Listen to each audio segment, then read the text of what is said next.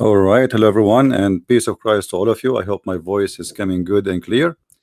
Please invite your friends and uh, share the link of the video with your friends wherever you are, so more people will come and join us. Today we have a debate between me uh, and Mr. and Dr. Rohi.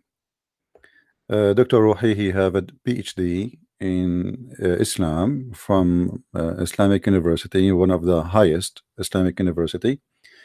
And obviously it's going to be a very hot debate.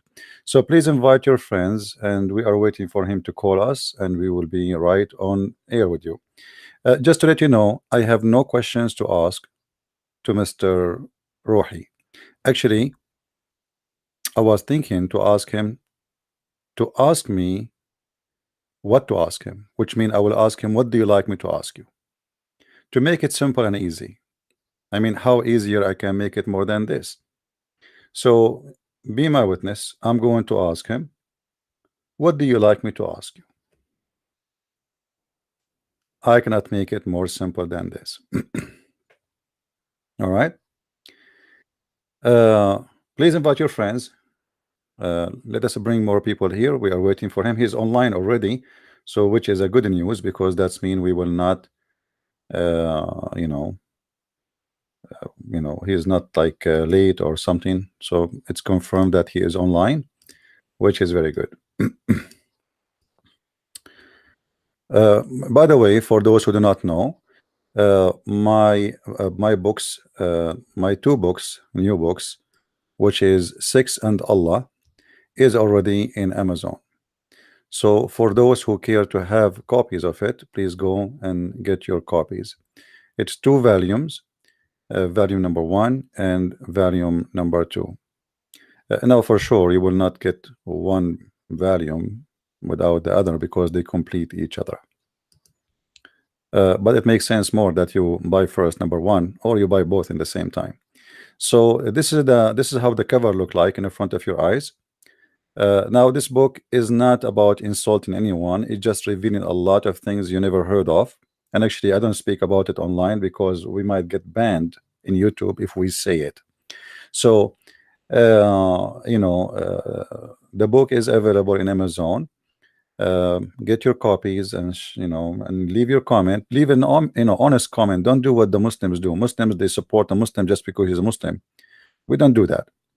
If you think the book is a treasure of information, say it is. If you think it is so-so, say so-so. If you think it's not even worth the money, then please say that. We want an honest review, not people making up stories and lies. All right. So I'm sure you will like it, and I'm sure a lot of Muslims will buy the book too, because there's a lot of hiding things. Muslims, they don't speak about it, and even though they don't dare. The same as yesterday. If you remember, yesterday we have a Muslim. He was trying to convince us that the hadith which mentioned that Allah's hand is weak. Do you remember? I mean, what's wrong with this religion? Everything is it in weak. I mean, we read from their books, yet their books is weak. And the only way to get away from something, they say to us, it's weak. Actually, our guest today, last week, 2 weeks ago, yeah, something like that, last week, we mentioned to him a hadith. He said it's weak right away, automatically, but the fact is not weak, But what the Muslims, they do to get away from a trouble, they think by saying it is weak, they can get away from it, but it doesn't matter really. Like yesterday, the guy, he said to us, Allah, he put his foot in the fire, but he is not in the fire. He's above, my friend, but his foot is in the fire, but he have a foot. And why Allah he call his foot foot if it's not a foot? My friend, Allah foot is not like your foot. Who care, my friend? Maybe Allah have 6 toes and 7 noses. I don't care. But when Allah he say he have a foot, it's a foot. This is why he did not call it a nose, because obviously it does what foot does. He call it a hand because it does what hand does. Anyway, let us see if he is already there. I think he is texting me. All right, sound good, guys. Invite your friends. I'm going to call him. Yeah, let us see. He is online.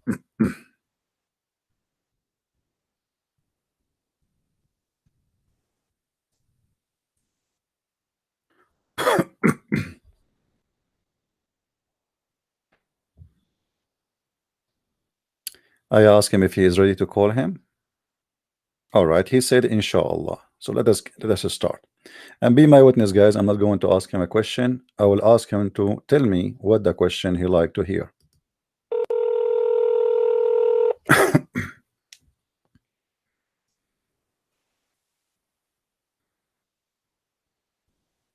Hello? Do you hear me? Yes, Dr. Rohi, how are you? الحمد لله كيف حالك يا I'm قيس؟ fine, I'm fine. Thank you. We are thankful for the Lord that we have you back. And today we hope that all of us, Christians, Muslims, Buddhas, Hindus, atheists, they will get the benefit of this meeting. I hope you have آمين. I hope you did eat and you are good to go. Yes, الحمد لله. All right. You know, my friend Rohi, some people they are asking me because we don't have your full name. They said, "Who is Sheikh Rohi?" Even one of them, he said, "Sheikh Rohi is not even a Muslim. He is claiming that you are not a Muslim." So, what do you say to those Muslims who they are saying that you are not a Muslim? What? I am not a Muslim? One of them, honest to God, he called What me. I am? It's recorded there. You know, you can check it out. He called me and he said that you are like you are hired by me. You know, I paid you money to come and you are acting as a Muslim, but you are not. That's what he said. You believe it? It is a big lie. Yeah. So, you know, It is a what big do you want to lie. say to those who, before we start, for those who they are saying you are not a Muslim, as I heard, you know, that's you have a PhD, right? Hello? Cat and voice. Yeah, Hello, I hear you. yeah. I was introducing to them. I told them that Sheikh Rohi he have a PhD you know, and he is a sheikh and he is a very well known person in Paltalk. But if you like to introduce yourself before we start, go ahead, please.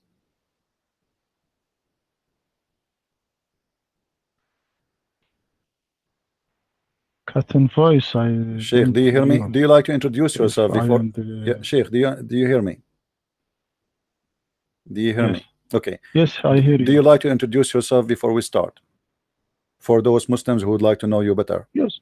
Well, go ahead, please. I am a doctor from Azhar.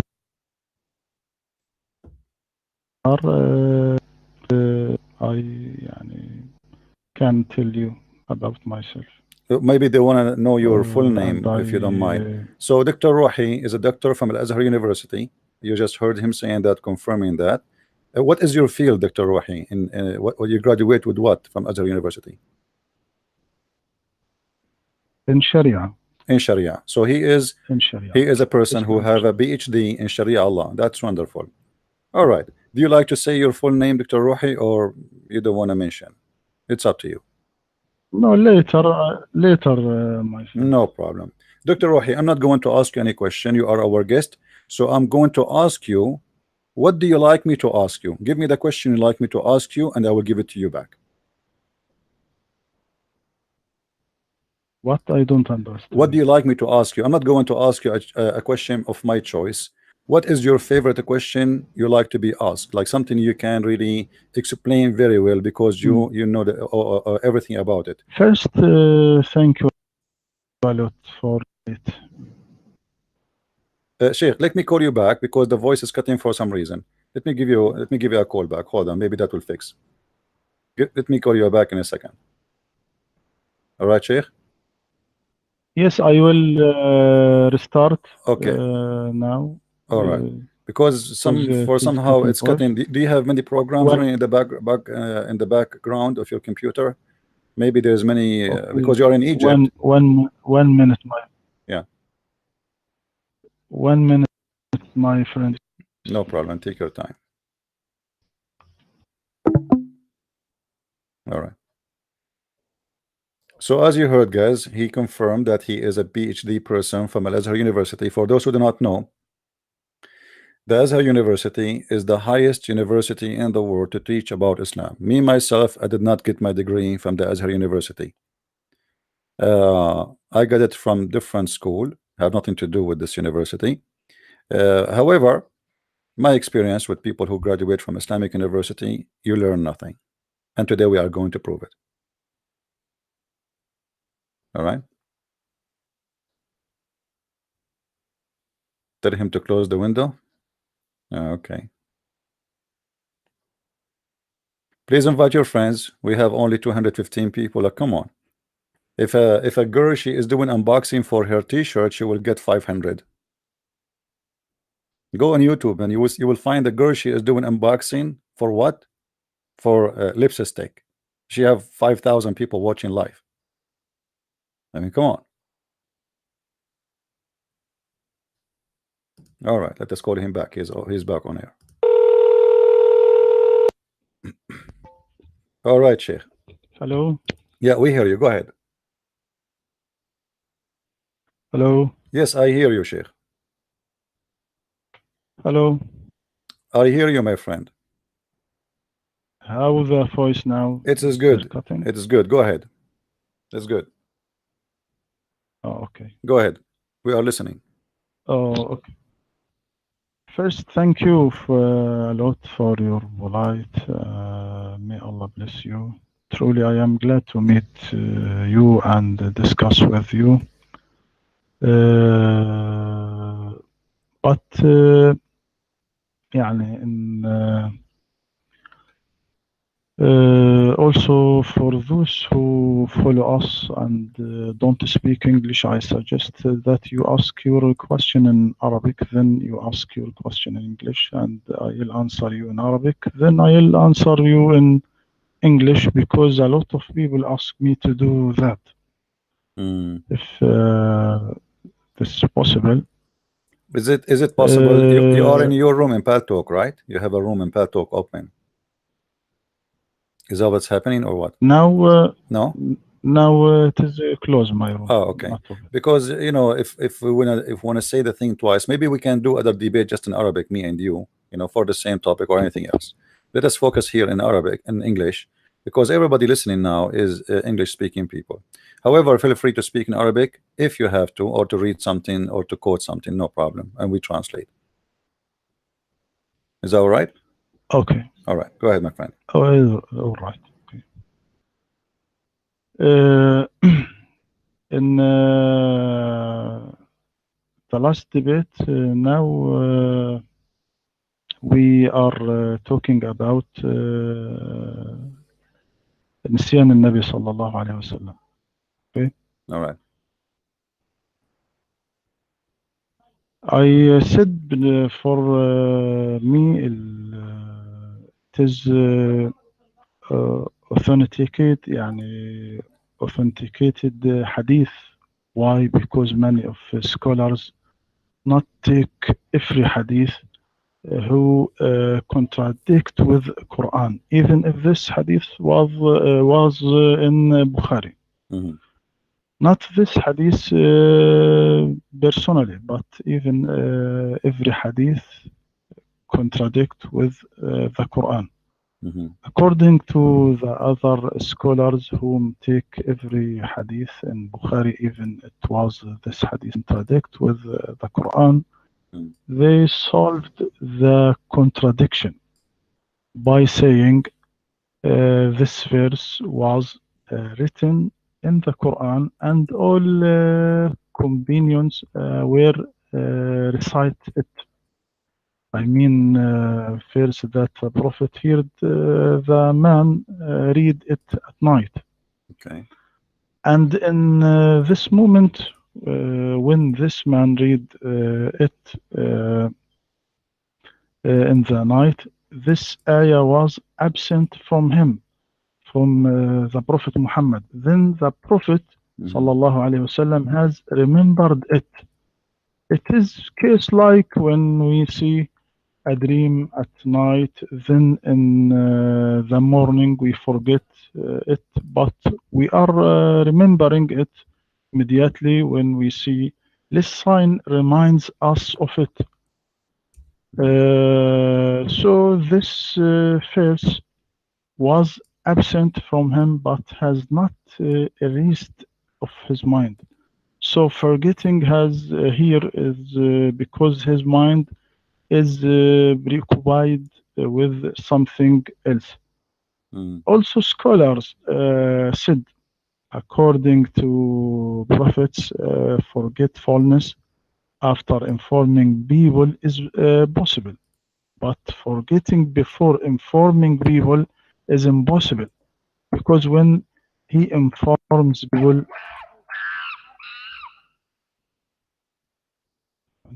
Yeah, put yourself and don't disturb so nobody bother you in Pal Talk. okay.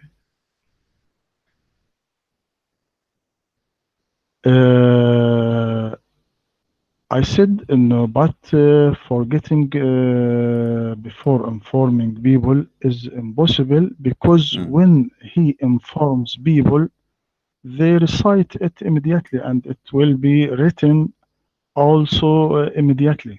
Mm-hmm. Maybe you know when God revealed Quran to the Prophet, he was calling the writers to write it right away.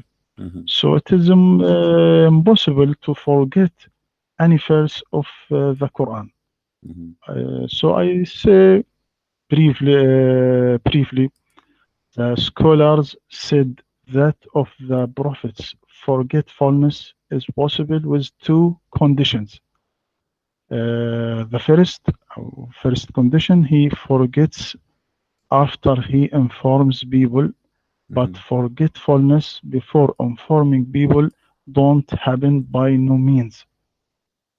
The second condition, prophet's forgetfulness doesn't continue, but he must remember it either from himself or from others because God said, indeed, it is we who send down the Quran, and indeed we will be its guardian. Mm-hmm. The evidence was the man read the ayah or the verse which the prophet was forgetting it. Not only the man was recited, but all companions doing that beside all Quran was written. All It right. is my answer. يعني. Okay. So, Sheikh Rohi, as this is your answer. I'm glad that you corrected yourself because last time you said that this hadith is weak, but the fact it's not, and you just agreed that this is not a Yes, weak hadith. Okay, this is a sahih hadith. Thank you for that. Now, here what you said that this is the forgetting happened after the prophet he gave the Quran to the people. Obviously, yes, because how the guy he will know about it if the prophet did not mention it, right? So obviously, it happened after the prophet he mentioned the Quran to others. But here we have a problem: is if Allah he said to me and you, and if Allah is God, He is the Almighty. If He say you will never forget, that's mean you will never forget. And it doesn't he didn't say you will not forget temporarily or permanently. He said you will be giving Quran and you will not forget the Quran. And when God he says you will not, it's mean you will not. It's mean the word not is not option, it is a must. You will not forget. This is a promise of God.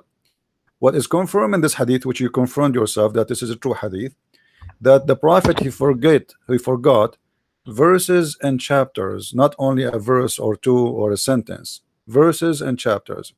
And here we need to ask ourselves, if God is almighty and he made a promise, is this God capable of keeping his promise? Number two, why Allah did not remind Muhammad instead of this guy? I mean, this guy is a man. He himself, he might forget something. He might add something. He might, add a word to the verse. So your prophet now is taking the Quran from this man because totally he forgot it. It is the man who remind him about it, which means he have no idea that he said that before. When I say you remind me, your prophet, he did not say, oh, you remind me to do something. I forgot to go to the market, or you remind me to go and visit somebody. And this is not what he said. He forgot verses and words and chapters of God. Now, here is that because Allah did not keep his promise, or because Allah he promised him not to forget, but Allah in purpose caused him to forget because he want to test Muhammad in something. Maybe he want to test Muhammad if he is a person who is trustworthy. Because until now, as you know, you Muslims, you believe that nothing happened except by the will of Allah, correct? It is Allah will. Yes. So if Allah will, if this is happened by the will of Allah, that means Allah is the one who made him forget. What is the Yes. purpose? What is the purpose of Allah? And Allah did not make him forget to eat. No, He did not make him forget to visit his cousin. No, He made him forget something extremely important in touch of the life of the believers and their future. Because as you know, based on the teaching of the Quran, you Muslims are saved because the Quran will guide you. So when the Prophet he forgot the Quran, why Allah he made the Prophet forget the Quran temporarily? What is the purpose of this forgetting? Because you believe that everything happened by the will of Allah. The mic is yours. Go ahead, my friend. I said, my friend, I said, for to me, it is not authenticated hadith. For you, it's not, but for the scholars, it is it? For the yes. scholars, it is. Okay. Why? Because يعني, every hadith is contradict with Quran. I don't take it if they in Bukhari, but I answer you according to the scholars that take every hadith in Bukhari. As to me, it is not a true hadith. Yeah, but this does not contradict the Quran, because the Quran says that Allah will cause the Quran to be forgotten. You forgot? You see, the Quran says in different chapter, and I mentioned that to you last time, in chapter 2, verse 106, it says, وَمَا نَنْسَخُ مِنْ آيَةٍ أَوْ نُنْسِهَا نَأْتِي بِخَيْرٍ مِنْهَا أَوْ مِثْلِهَا. So Allah in the Quran, He mentioned already that we will cause the Quran to be forgotten. So where is the contradiction? The contradiction is Quran contradicting Quran, not the Hadith contradicting the Quran, because the Quran confirmed that Allah will cause Quran to be forgotten. And if you remember, I asked you before about this verse. Allah will cause to be forgotten to who? You said the Prophet. No. Yes. So where is the contradiction here? The contradiction is not between the Hadith and the Quran. The contradiction is between the Quran and the Quran. Because I hope you will not say the Quran is weak, because the one verse in the Quran says we will give you Quran and you will not recite, will not forget, and the other verse in the Quran says we will give you Quran and you will make you forget. So which one is valid? Yes. As معنى verse that said ما ننسخ من آية أو ننسها نأتي بخير منها أو مثلها. We don't abrogate a verse or cause it to be forgotten, except that we bring forth one better than it or similar to it. Do you not know that Allah is over all competent? Another translation, for whatever sign we change or eliminate or cause to recede into oblivion, we bring forth a better sign or one or a better sign, one that is identical. Do you not know that God has power over all things? I said in this ayah, there are three famous views in abrogation. Abrogation, the recitation with keeping rule. Abrogation, the rule with keeping recitation. Abrogation, the rule with the recitation together. Do you understand me? My friend, in case you do not know, I have a degree in Islam too. I have a bachelor degree. So I know exactly what you are talking about, but this is not our topic. Our topic is not about abrogation, because the verses speak about abrogation and forgetting. So our topic is not abrogation. Leave the abrogation alone. Allah said, we will cause you to forget the Quran. وَمَا نَنْسَخُ مِنْ آيَةٍ أَوْ نُنْسِهَا. We cause you to be forgotten. So our topic here about the forgetting part, not about the abrogation. So let us separate them. How Allah He says, I will cause you to forget in one verse. He is the one who is causing to forget. And the other verse saying, I will give you Quran and you will never forget. That is the contradiction. I'm not talking about the abrogation. Abrogation is a different story. Go ahead. Yes. You see that the speech speech in this ayah is directed to the Prophet, because if the speech was directed to the Prophet, Allah must say, ما ننسخ من آية أو نجعلك تنساها, or cause you to be forget it. But the verse is not said that, but said ما ننسخ من آية أو ننسها. We don't abrogate a verse or cause it to be forgotten. It is mean in this ayah, it is means that God erasing the old meaning of verses and confirming new meaning according to the evolution of the time, or evolution of the period, so the people will be forgetting the old meaning, then they are taking the new meaning that is suitable to them. This is meaning was taken from forgetfulness. Forgetfulness. Allah says, أو ننسها, or cause to be forgotten. The second meaning for يعني نسخ هنا, no abrogation, but prorogation. Prorogation. Do you understand me? Do you know the difference between abrogation and the difference between prorogation? There is a reverse meaning between two words. This meaning was taken from the recitation that saying ما ننسخ من آية أو ننسئها. ننسئها هناك ننسئها, because meaning of النسء is prorogation. So in Arabic we said, may God prorogation moment of your death. This is the meaning of abrogation. You said it is not as the old opinion or the old saying that نسخ التلاوة وبقاء الحكم, أو نسخ الحكم وبقاء التلاوة, ونسخ الحكم والتلاوة معا. I want to clear this thing.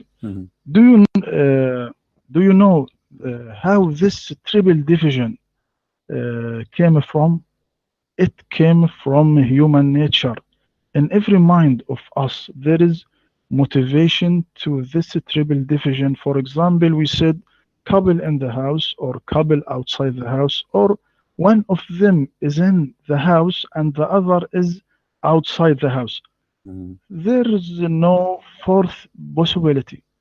And as well, when we say abrogation, the recitation with keeping rule, abrogation, the rule with keeping recitation, rules abrogation with the recitation together. Then some scholars researched in the Quran and bring us one example at least for every sort. It is so forgetfulness. Also there is another meaning of forgetfulness in this ayah. That means there is two rules for one thing. Then Muslim will take the suitable rule according to the place that he lives in it, or according to the time that he lives in it. That meaning came from النسخ in Arabic. In Arabic we said نسخت الكتاب. It means that I copied one book from another book, or I wrote one book from another book. That's not mean that then the original book became conciliated, but means there is two copies ready to use according to our need. This is my opinion, and their scholars said in this ayah. All right. ننسها. That's wonderful. You see, my friend, Arabic is your first language. Arabic is my first language, and there's a huge difference between nunsi and nasa'a. The word nasa coming from the word forgotten. This is why all your Muslim translation is saying forgotten, not to like pre-post or like repost later. This is not about something he would do later. However, if you go to book Al-Qurtubi, here you will find the problem, and your prophet was trying to solve it. I don't know if you have the book of Al-Qurtubi with you. You will see that the Jews, they accused your prophet that he is ordering the Muslims things he never even said.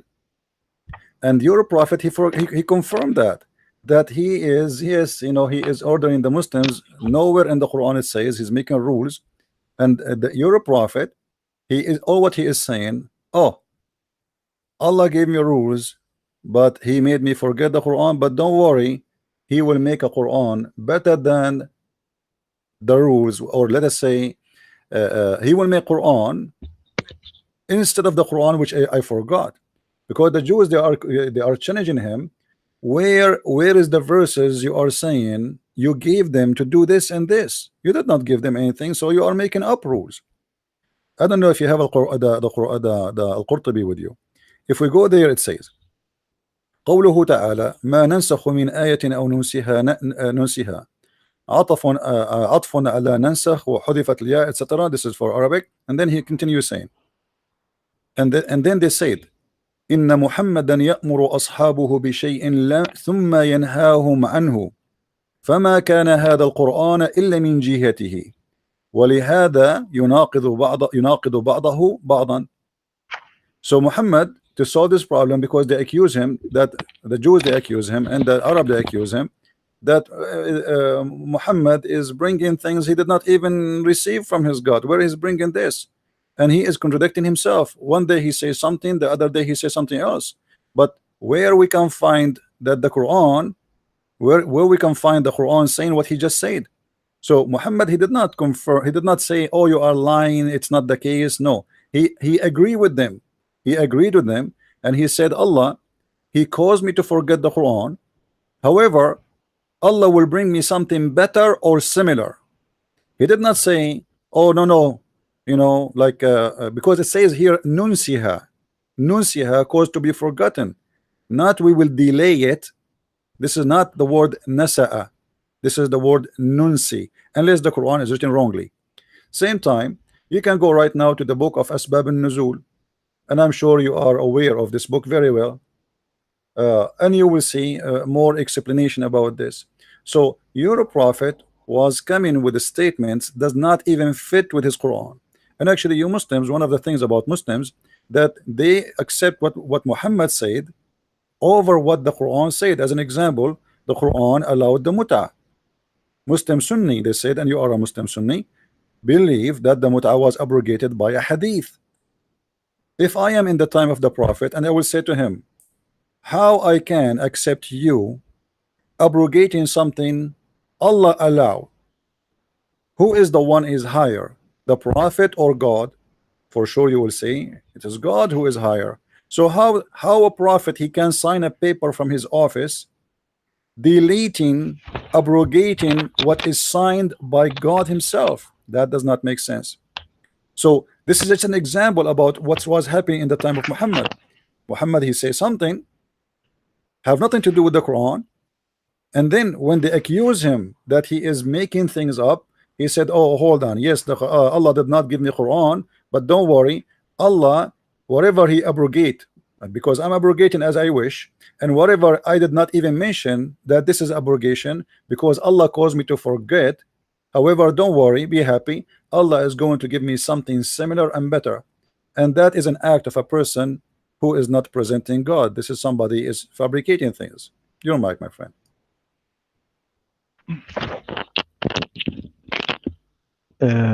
It is not true story, and it is not true in that you said in Qurtubi, wrote in Qurtubi, and Asbab and Nuzul is always came to solve a problem that explainer don't or can solve it. It is not true. But my friend, hold on. I'm giving you time. But what do you mean not true? Are you saying I did not, Al-Qurtubi did not say that, or you are not agreeing with him? No, Al-Qurtubi says that. Okay, okay. Because I thought you are accusing me of lying or something. I don't know. Okay, go ahead. No. All right. Al-Qurtubi, yes, you are true, you are right. يعني All right. read what this in Qurtubi, but it is not true because أسباب النزول is always came to solve يعني problem that the مفسرين don't solve it. Okay. Now to see ما ننسخ من آية أو ننسها. What so look what Allah said after this verse. Said, or do you want to ask your messenger as Musa was asked before? أم تريدون أن تسألوا رسولكم كما سئل موسى من قبل. Hmm. After this ayah. Why? Because the wisdom of this kind of abrogation for facilitation to the Muslim in order not to fall him into the embarrassment as happened to Jews before. So ننسها this ayah. What meaning of ننسها? Make people forget this ayah. Why? Because يعني we can now I take you example. I take you example to clear this problem. Now look at this verse. The hour has come near and the moon has split. What this means? It means when the moon is split by the human. How is the moon is split by the human? The moon is split by the human when the human reaching the moon by spaceship. It is like as the knife when it's split one watermelon into two parts and we see what in it. But you will be notice that the old meaning of this ayah is correct Hmm. according to the ancient time when the Prophet Muhammad said this ayah. So both meaning are true in this time because the Quran keeps pace with the times or goes with every time. Quran like universe, his discovers don't stop until the day of resurrection. We can likening the Quran by river. You are see the river full of flowing water, but it not the same flowing water which was flowing out a few days ago, because he is not sitting down. The water not stay, but always change. The river always refresh itself by itself. In spite of this, it is the same river which was from the very beginning. So it is impossible for the interpreter to explain the Quran and then close the doors of interpretation. This is what I want to say All in right. this ayah. All right. Well, what you said to me, Dr. Rohi, is very interesting because you are saying that those, we cannot close the door of interpretation, but those who give interpretation, the more closer you are to the time of the prophet, the more accurate, because you were not there and you don't even know the background. So, and you just said, and I think everybody heard it clearly, you said that the book of Asbab al-Nuzul was made to solve problems, but isn't it all the interpretation in Islam is made to solve problems? Because you Muslims are so confused about what the Quran is saying, and this is why which means the Quran is making problems, not solving problems. When you say to me, those books are made to solve problems, that means Quran is the problem, and it is so confusing to the point we need scholars to solve the problem. But then the scholars, they try to solve the problem, they make the problem more horrible. And now you are saying to me, oh, I don't agree with Al-Qurtubi, but you know that Al-Qurtubi is a big name in Islam. You don't agree with Ibn Kathir, but Ibn Kathir is a big name in Islam. You don't agree with that At-Tabari, you don't agree with etc. So what we do now in this generation anything will look embarrassing, will look really bad, and the prophet will look bad by those books. So what we will say, either we say it is weak, or we say, oh, you know, they are wrong, or we say, oh, we cannot close the door of interpretation. So now you have to recreate a new interpretation for something you yourself you are not sure of. Same time, you need to ask yourself, and you need to give us an answer. Why in the world the Muslims they will lie about this? I mean, the one who wrote the books of Asbab al-Nuzul, or Qurtubi, or Tabari, or Ibn Kathir, those are Muslims and they are scholars. This is not a Christian prince. This is not a guy who is an Arab Christian who said, oh, let us say, make up stories. As you see here in front of me in the book of Asbab al-Nuzul, it says, the idolaters, they say, don't you see that Muhammad command his companions with something and then forbid them with some same and command them to the exact opposite? I mean, isn't it obvious? I mean, why in the world you say something and then you command the opposite? As an example, the muta, it is a bad thing to practice.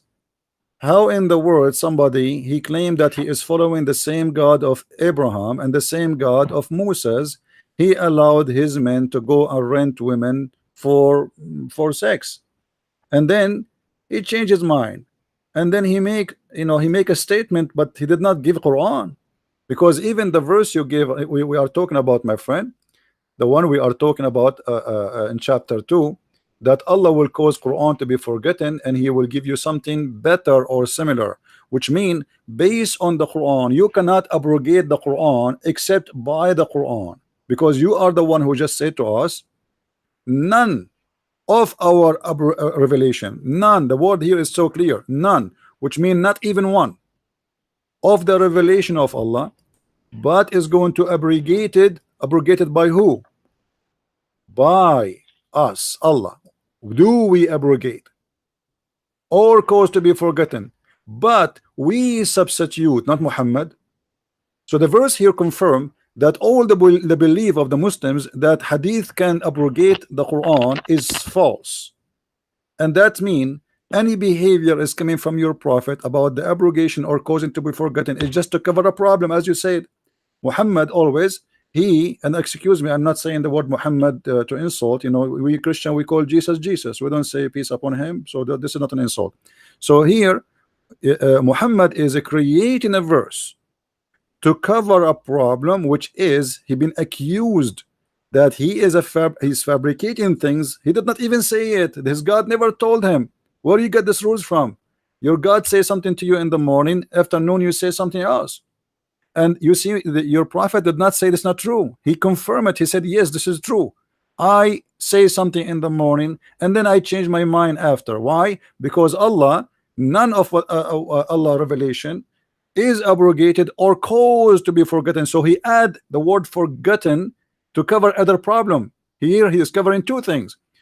Number one, why he keep changing his mind. Number two, why he is forgetting what he said. Because he can just say none of our revelation is abrogated, but we give something better. But here you will notice that your prophet saying none of our revelation it is abrogated or caused to be forgotten. And this is not about delaying verses, because you know that your God he speak Arabic very well. Nunsiha have nothing to do with delaying verse. This is not a nasi. And this is something different about the delay. So this is about something he confirmed that he forgot. And this is why Muhammad, he come with something new. He said, okay, Allah, he gave me the Quran in 7 letters.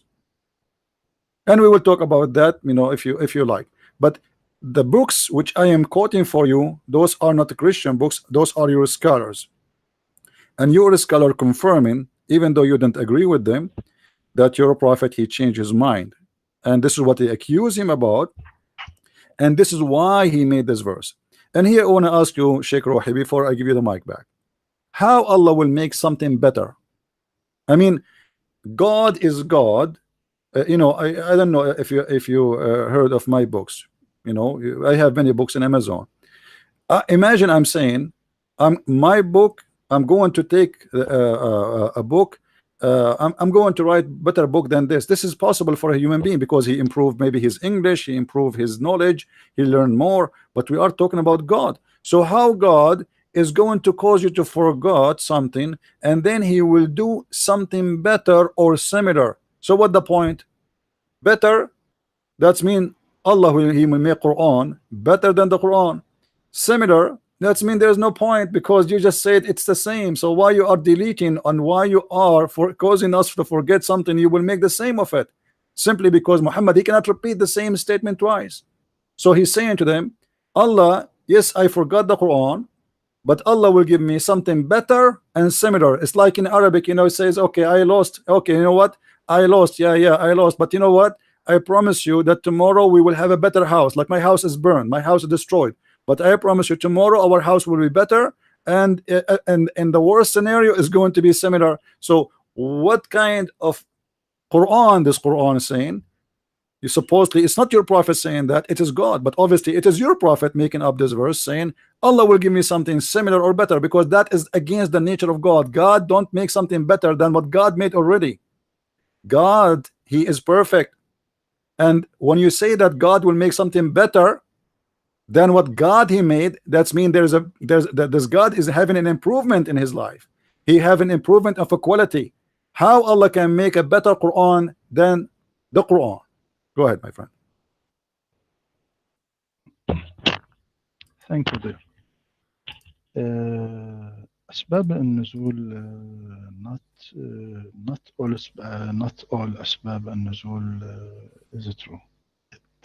Mistake of some interpreter make some يعني what now ننسيها أو when you say that God change his mind, no, it is what is suitable to the time or suitable to the place.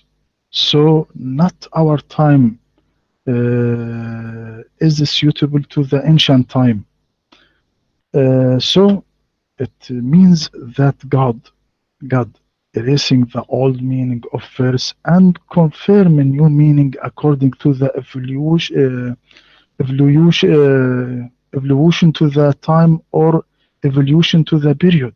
So the people will be forgetting the old meaning, then they taking the new meaning that is suitable to them in their time.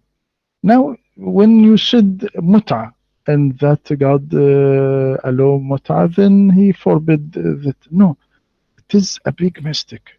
You are thinking that Islam is prescribed muta, while much was known before Islam. Before Islam, there was 15 sort of marriage. Example, البدل، زواج المضاهاة، زواج الشغار إلى آخره. It is يعني when Islam came, people left all those sort but remain one sort is mut'ah. Then Prophet Muhammad sallallahu alaihi wasallam forbids mut'ah, mut'ah's marriage. يعني look at يعني المتعة, everything. When your first you said to me your first language is Arabic. If you return to the dictionary and read التمتع أو المتعة, what meaning of متعة? Everything you pick up for your rest, like as food, home, furniture. It is in the dictionary. So the meaning of التمتع is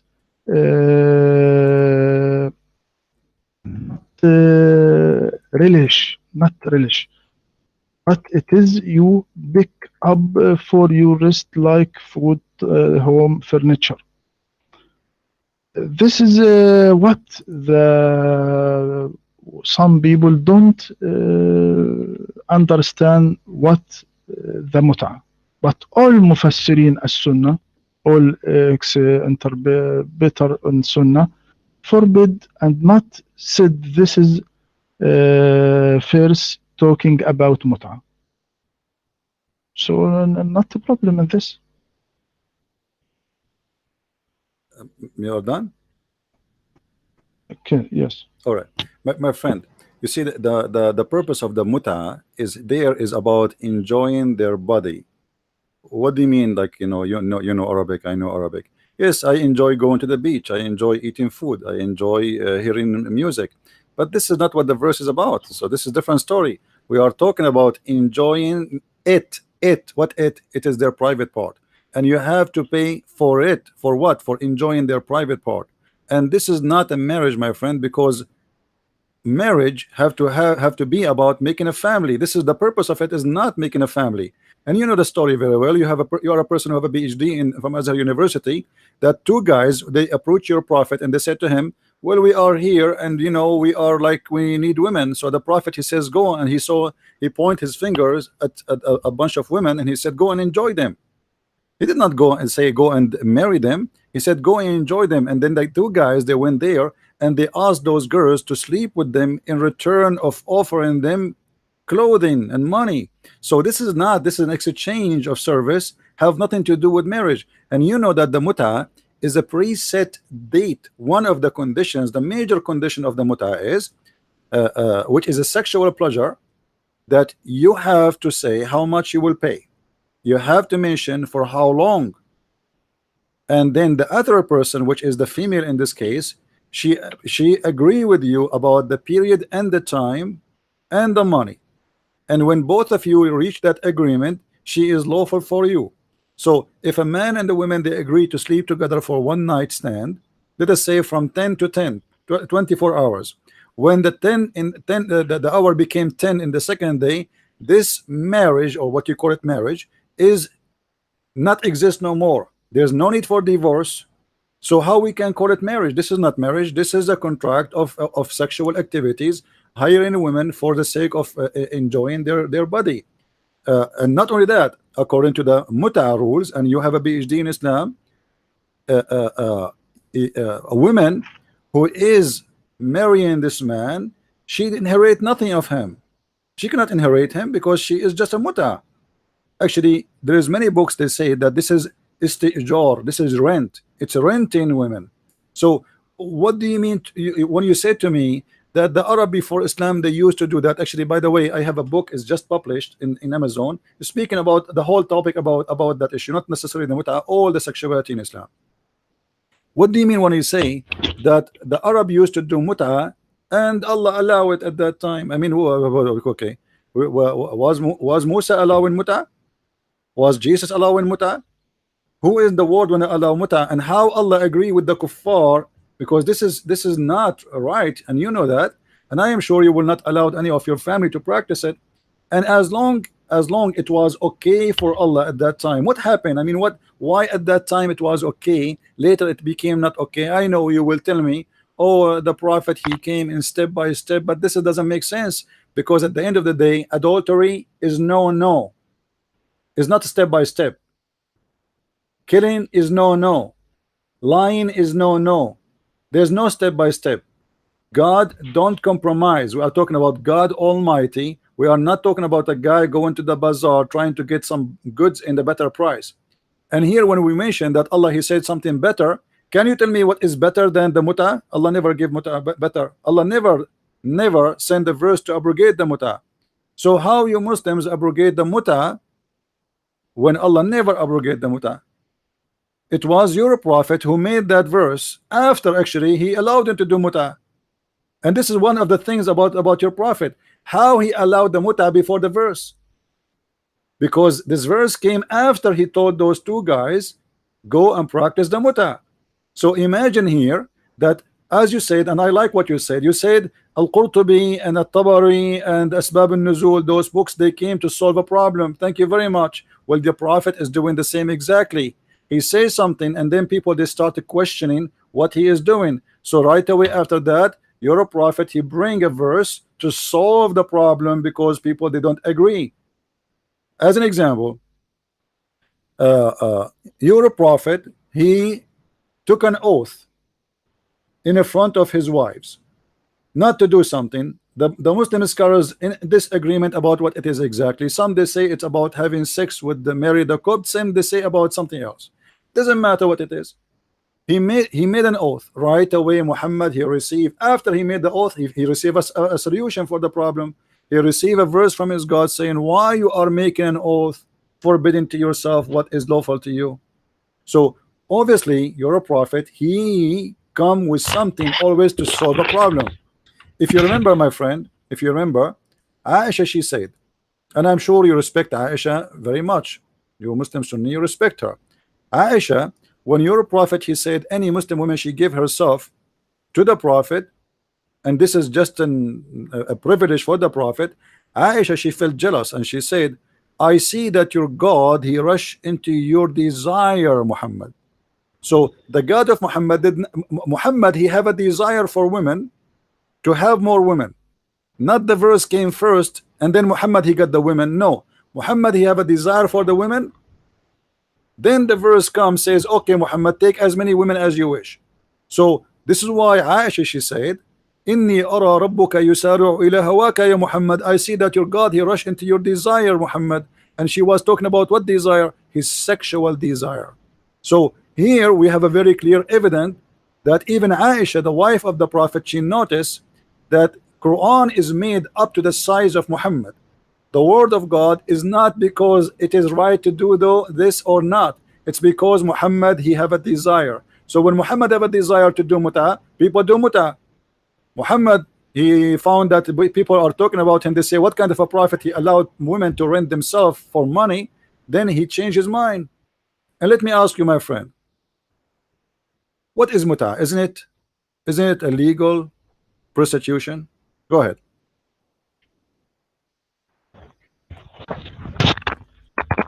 Thank you.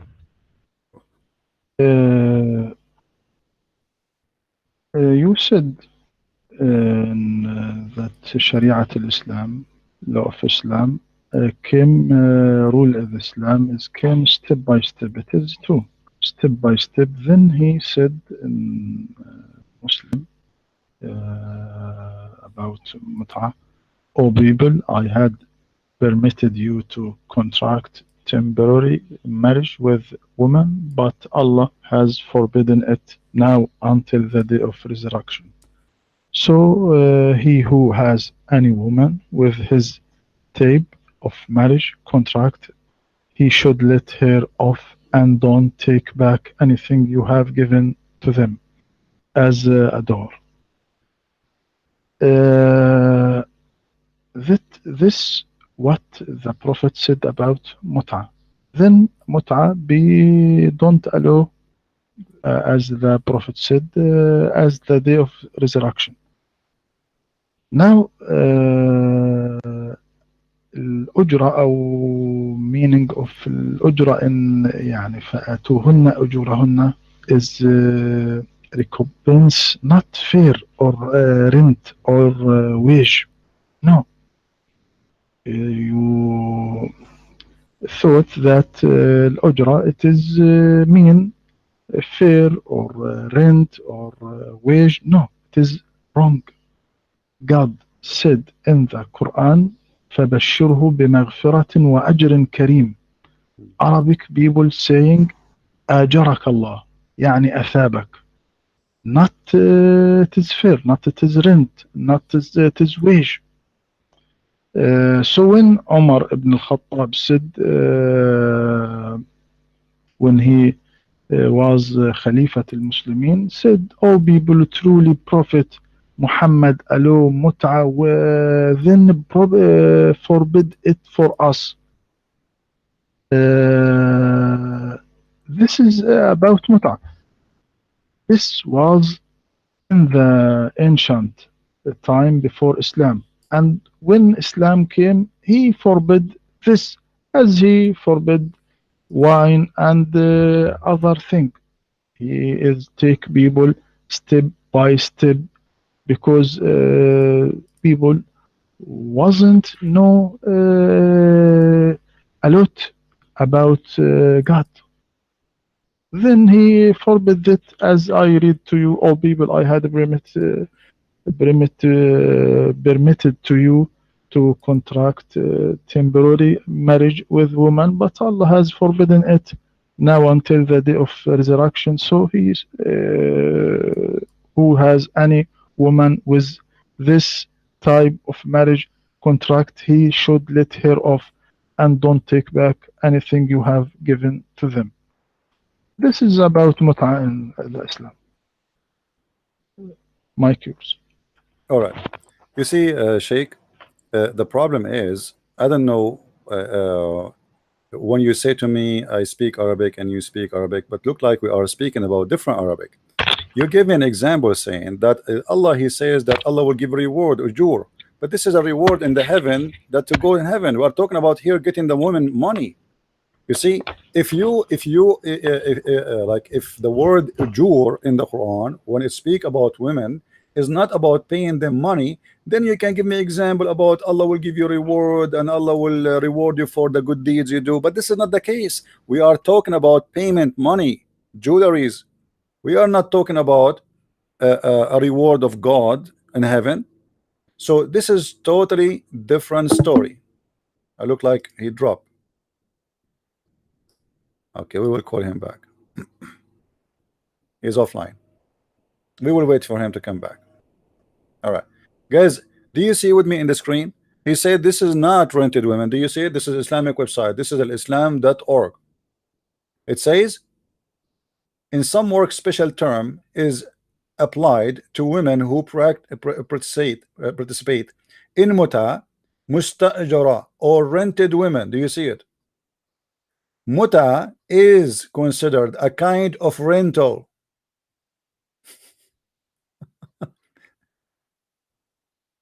I will wait for him to come back, so I will call him. I hope you guys are enjoying your time. Don't forget, please, if you like to read and learn more about Islam, my new book, Allah and Sex, the same topic we are talking about, is already in Amazon.com. You can just go and search for Christian Prince. You do not need to type the name of the book. Search for Christian Prince books and you will find the list. I have 9 books there already, and you pick up the book you like to read.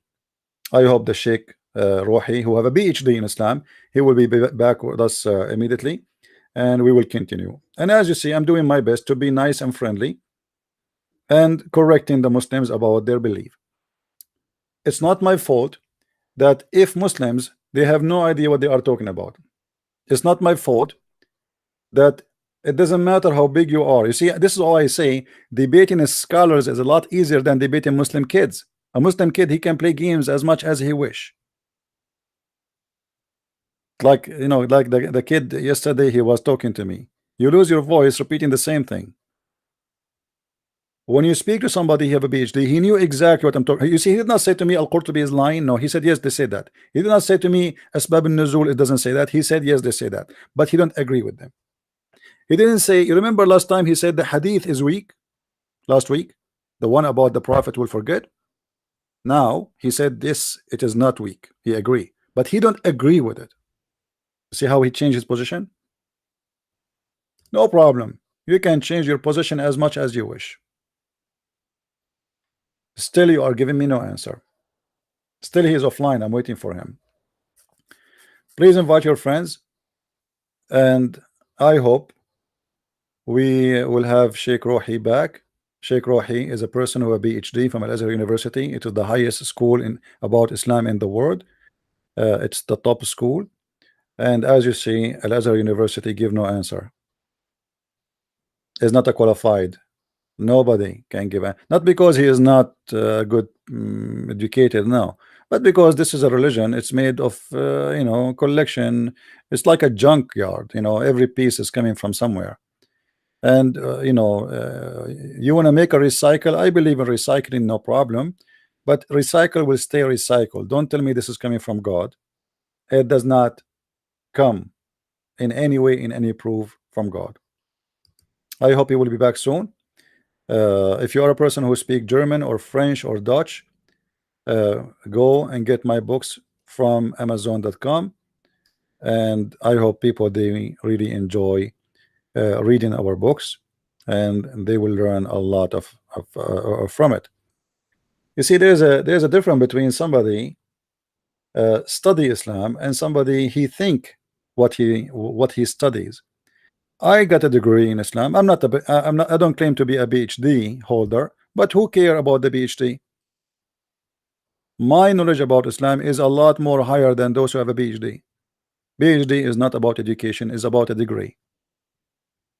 And in Islamic university, you have to agree with the professor to get your PhD, which means there's no real research and there's no real study, because real research will lead us to leave Islam, and they will never get you the PhD, because you, in order to get the PhD, you have to tell them what they said to you, what the teacher said to you. It's kind of hypocrisy. There's no degree.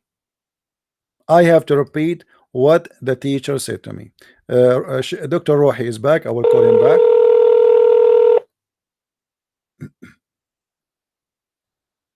Hello? Hello? Hello, Yes, I hear you. yes, Dr. Rohi. Welcome back. I was going to give you the answer. I hope you will hear me good now. Are we okay? Yes, All right, my friend, okay. you were saying to me that ujur, the word ujur is a reward, and you gave me an example from the Quran where Allah, he will reward you for doing the good deeds. But this is not the case here. This is about you pay money. So the word ujur here have a different meaning.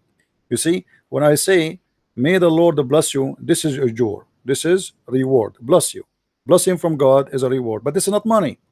But here we are talking about a woman. She gave her body, and in return you pay her money. The muta, which you call it marriage, is not an act of relationship, not for the purpose of money and sex. It's made for two purposes: sex and money, nothing else. No family, no children's, no divorce even, which means you don't even divorce the women. When the time is up, she go home, because simply it's not a marriage.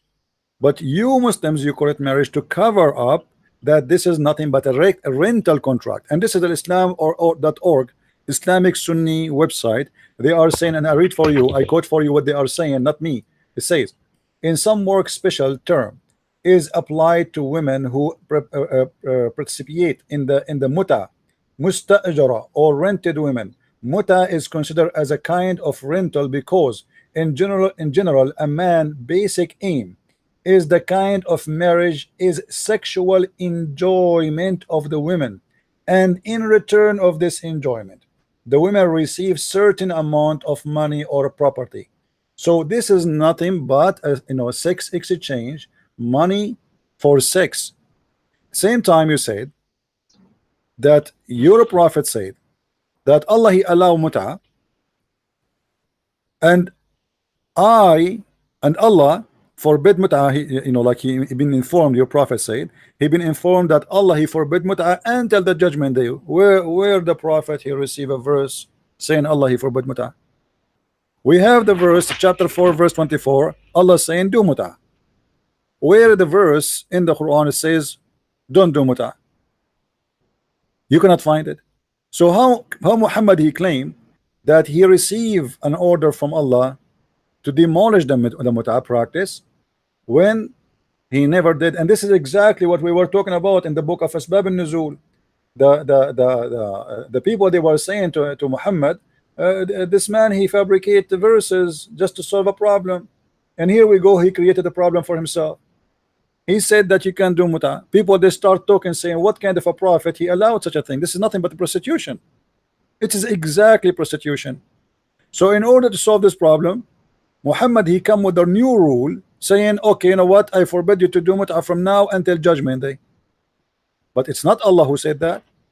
And the verse we spoke about before, chapter 2 in the Quran, verse 106, it says clearly that the one who will abrogate the Quran is Allah, not Muhammad, which means nothing will be abrogated except by Quran. Quran should abrogate the Quran. But you Muslim Sunni, you believe that no, hadith can abrogate Quran. How in the world hadith can abrogate the word of God? How a prophet can demolish the word of God, which is preserved supposedly? And this is why the chapter 2 verse 106 is exists to solve a problem. So Muhammad, to explain to the people why he keep changing his mind, and why sometimes he come with rules without a verse. If we check out, do the mut'ah came before,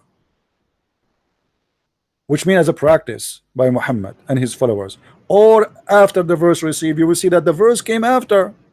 So how in the world this person is practicing it without the verse, which means Allah did not tell him yet. You see, if I am practicing something, I am claiming that God told me that, then I have to provide the verses. Hey guys, I received this law. This law says we can do mut'ah. We can go right now and rent some women for sex. But always Muhammad, he come with something, and then people they start talking about it. So he support what he say by making Quran, and then everybody have to shut up because it's Allah. Allah said what I can do. If Allah said so, Allah said so. That's it.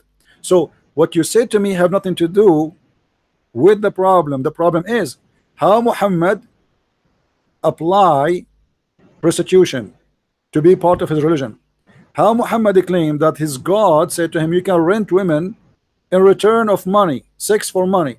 How then Muhammad, he can demolish what he just said, claiming it's coming from his God without receiving a verse from his God? Can you find me a verse in the Quran that says don't do mut'ah no more? Sheikh Rohi, the mic is yours.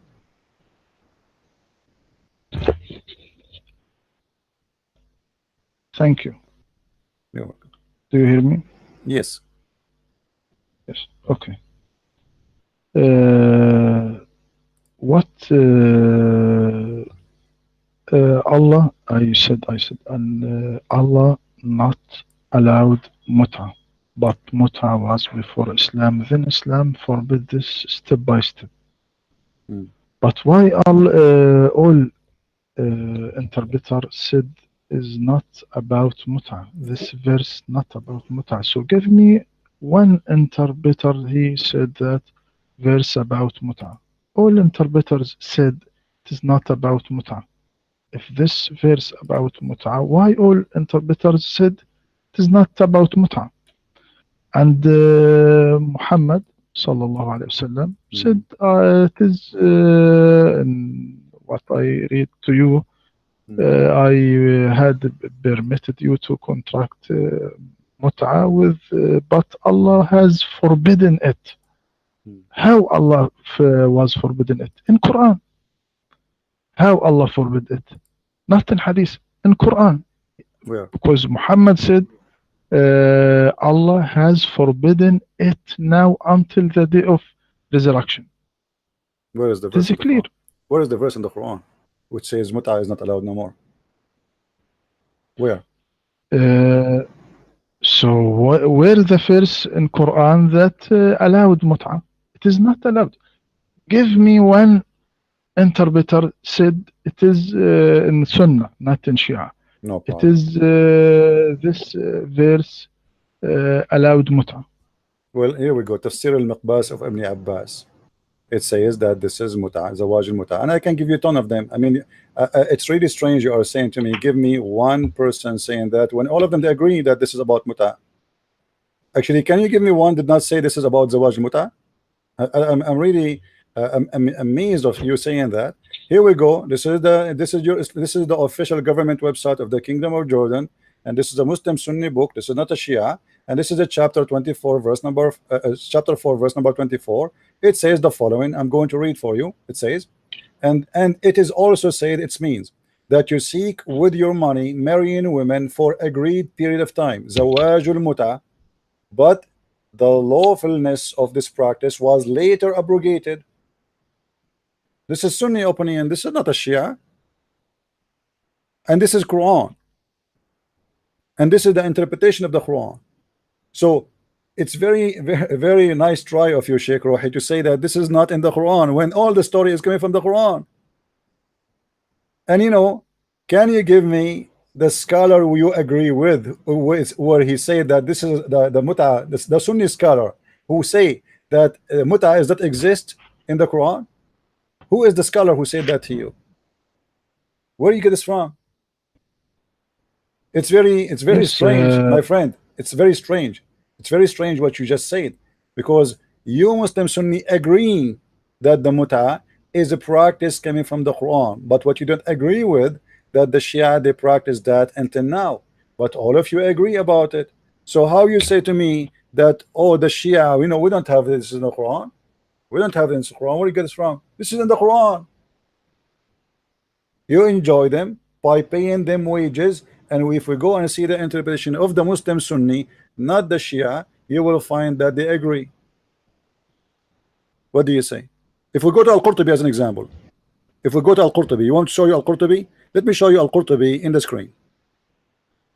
All right, because you said to me, where is in the Quran and the interpreter? They never said that. I mean, this is really weird you to say that to me. You can say that to somebody who have no idea what Islam is about, not to me. This is Al-Jami' li Ahkam al-Quran, Tafsir Al-Qurtubi. All right, you can read with me in the screen, please. All right, it says the following. Let us go and read.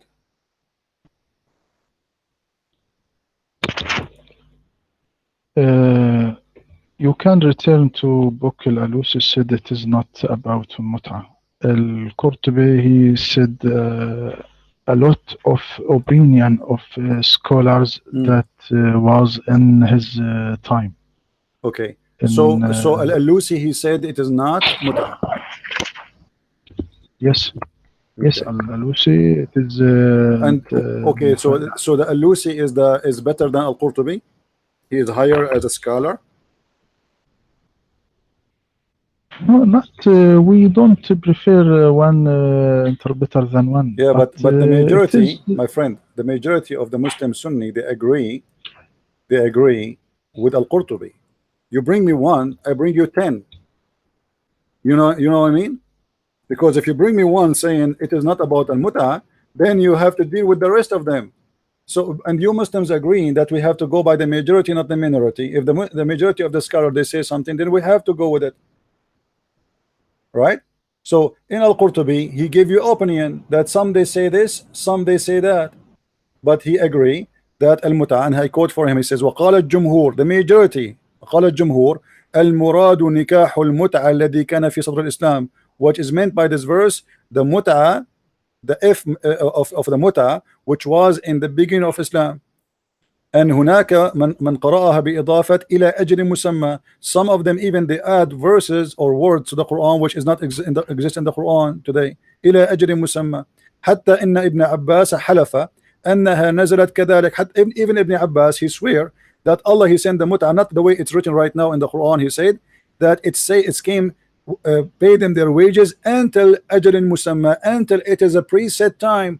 This is Ibn Abbas. So what we will do with Ibn Abbas, are we going to take Al-Alusi or Ibn Abbas? And the statement of Ibn Abbas is very accurate.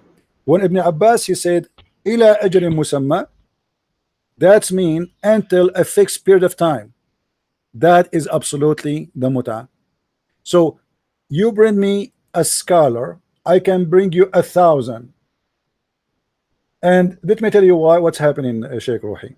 Today, because this is a very, very bad reputation for Islam. So what we do as Muslim, we say, oh, we don't have mut'a, this is Shia, you know. But you just said, everybody heard you. Your prophet said that Allah allow mut'a. And Allah today forbid mut'a. So it must be Allah who allowed the mut'a. Where we can find Allah allowed the mut'a? Shouldn't you find me first where Allah he allowed the mut'a, and then you can find me where Allah guys, sometimes I try to understand the logic. If I just say to you, Jesus allow me, and then Jesus forbid me, you will ask me where Jesus allow you and where Jesus forbid you. Okay, I am asking Mr. Rohi, as long he mentioned to us that his prophet say that Allah allow me, allow the mut'a, and Allah forbid the mut'a. Can you show me where Allah he allowed the mut'a and where Allah forbid the mut'a? And the Quran, all of it is in front of you. I'm listening. Go ahead. Thank you. My friend, if the majority of Muslims take Al-Qurtubi in this verse, why they forbid mut'a? I don't agree with Al-Qurtubi in this verse. I don't agree. I agree with. So Qurtubi tell a lot of opinion about interpretation. But the one of the interpretation Al-Alusi Sunni, he is forbid mut'a and said that's not about mut'a. So all Muslims, majority now of Muslims, well, no, not majority, all Muslims, Sunni, don't take mut'a, don't practice mut'a. Only Shia practice mut'a. يعني it is not a problem. This verse not talk about mut'a. I see that. If the Qurtubi, as you said this is one few of scholars said it is about mut'a. I don't agree with Qurtubi in that because other interpretation is forbid and said it is not about mut'a. This is what can I say in this verse. All right, my friend. You see, you gave me an answer saying, well, if the majority of the scholars agree that this is verse about muta, how come the scholars agree not to forbid the muta? My friend, you just answer yourself, because they agree to forbid the muta just because your prophet says so. I mean, they can they not to agree? If your prophet says so, they have to agree. They are not disagreement if it's forbidden or not. They are in agreement, all of them, all the Sunni, they're in agreement. So they are in agreement because your prophet says so. As simple as that. It's not because it's right or wrong. The prophet, he forbid, we forbid. The prophet, he allow, we allow. As simple as that. But this has nothing to do with the proof. The proof is that the majority of the scholars of Islam, they say that this is the muta. And why the scholars, the majority, they say the scholar, they say this is the muta, because this is how it is. If we go right now and we take the interpretation of the Muslim scholars one by one, you see, I have in front of me long list of scholars. We can take one by one, and you will see that all of them, they come with one conclusion, that this is a verse about the muta. And as long I ask you a question, I'm waiting for you to answer it until now. You said Allah allowed the muta. Your prophet said Allah allowed the muta. And your prophet said, and now Allah forbid the muta. Can you show me how Allah allowed the muta? Where is the verse? And where Allah forbid the muta, I want to see the verse. Because if Allah is the one who told Muhammad to allow the muta, it's mean he gave him a verse. If Allah is the one who, he forbid them to do muta anymore after he allowed it in the beginning, then you have to give me a verse. So can you provide me where is the reference where Muhammad, he received that Allah allow him to do muta? And where is the reference where Allah now he forbid Muslims to do muta anymore? Can you? I'm listening. Yes, you said that Ibn Abbas allowed muta in al-Qurtubi, but Ibn Abbas said muta was in the beginning of Islam. Then when Allah said إلا على أزواجهم أو ما ملكت أيمانهم, he said every one except this is forbid. Husband except husband. So Ibn Abbas said muta was in the beginning of Islam. Then Allah forbid all this. Islam not give muta to people, but it is before Islam. And Islam, when came Islam, is forbid this marriage. This is what I can said in this. Okay, my friend. This is Tafsir al-Lusi, and I did not mention it to right away because I was waiting for you to insist. You insisted that al-Lusi, he said this is not about muta, but the fact al-Lusi, he says the opposite. It's in the front of me.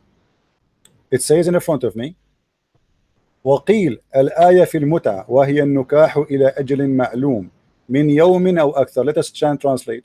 And it been said that this verse is about the muta, which is to do nukah for a preset time to 1 day or more. So you said to me, al-Lusi, he don't agree that this is al-Lusi says this is not muta. I told you, remember, can you give me one scholar don't agree that this is a muta? You said to me, let us read al-Lusi. The fact that al-Lusi confirmed it, and let us read together. وحكي عن ابن عباس رضي الله عنه أنه كان يقول بحلها ثم رجع عن ذلك. So it was said that Ibn Abbas said that it used to be allowed, and then he changed his mind about it. Raja, he retreated from that order, and then he said that a man who is lost, which means he lost his way. Sorry, God said to Muhammad, إنك رجل تائه. قال علي كرم الله وجهه إنك رجل تائه إن رسول الله صلى الله عليه وسلم نهى عن المتعة. So he's telling a guy, you are lost, man. The Prophet, he forbid the muta. And he continued then, saying exactly the same as Al-Qurtubi. And just to correct you about what you said Ibn Abbas said that the mut'a was in the beginning of Islam. Ibn Abbas did not say that exactly, my friend.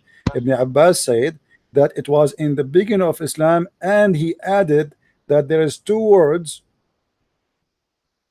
actually, is taken off from the Quran. Ibn Abbas said, let me read for you in Arabic so you remember. حتى إن ابن عباس حلف أنها نزلت كذلك حيث قال والله لأنزلها الله كذلك. What أنزلها الله كذلك? قال إلى أجل مسمى.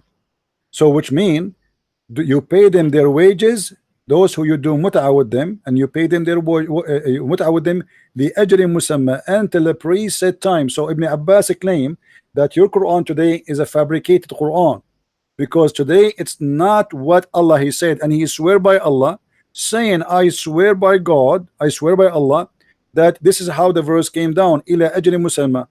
And now Al-Lusi disagree with you, and you are the one who asked me to read from Al-Lusi, but Al-Lusi agree totally with me. Let's read Al-Lusi saying, Al-Lusi said وما رواه الترمذي والبيهقي والطبراني عنه أنه قال إنما كانت المتعة في أول الإسلام كان الرجل يقدم البلدة ليس بها معرفة etc. So he go and sleep with the women etc. And he confirmed that this is a verse about the muta. Then he continue, he says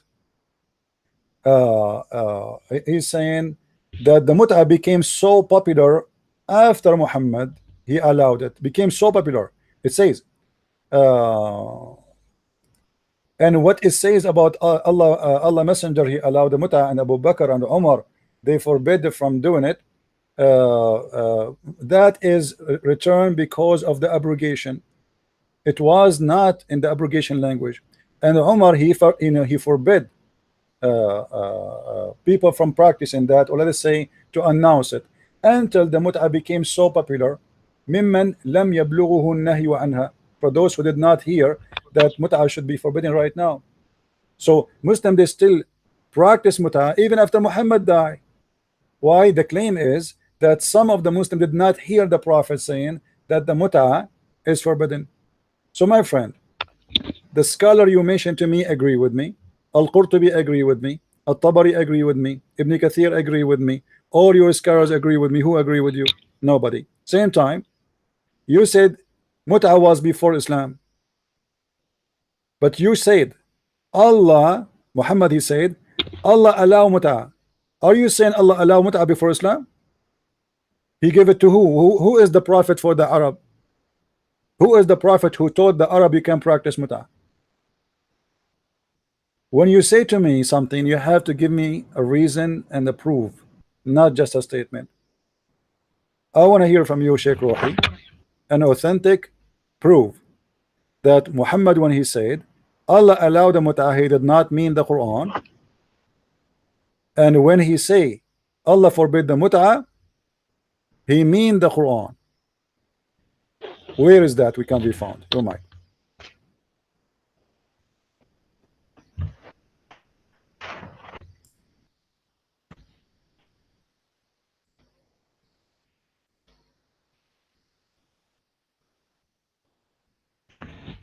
Hello? Yes, I'm here.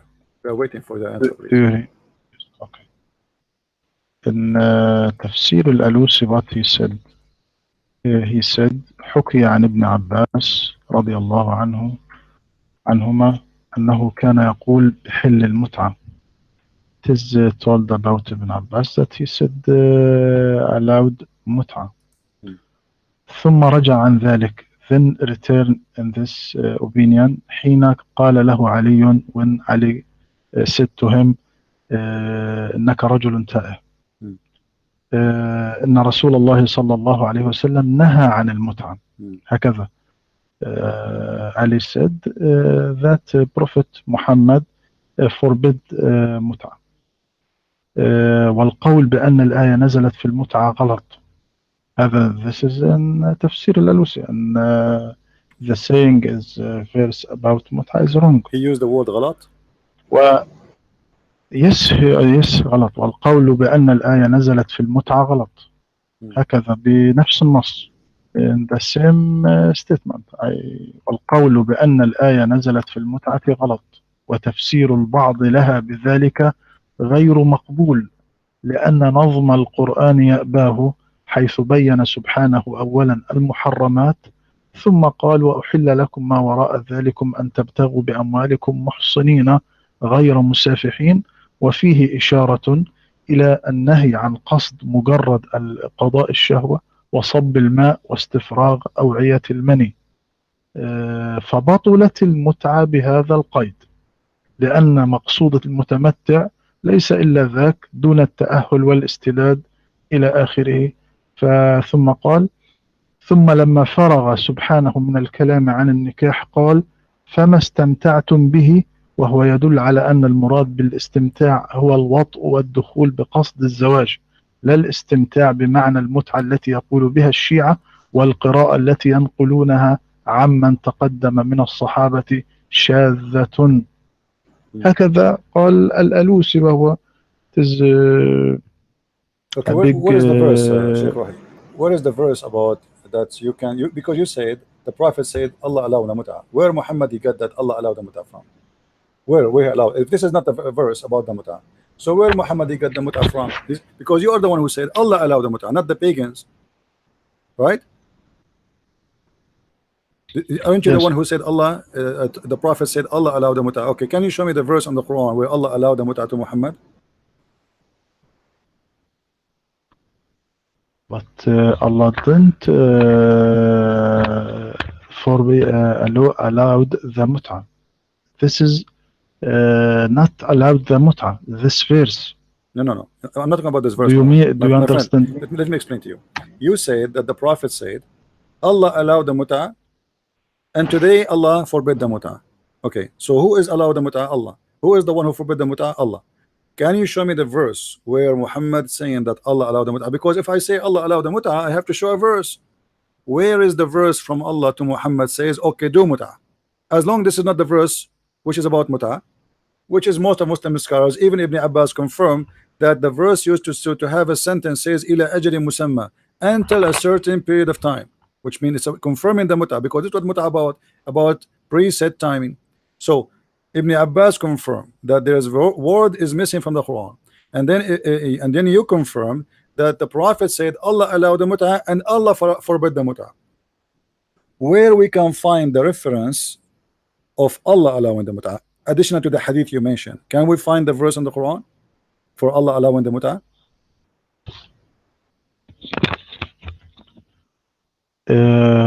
It is saying from Ibn Abbas. I see it is wrong saying. Why? Because hadith Prophet Muhammad sallallahu alaihi wasallam not said that, but said Allah has forbidden it, not allowed.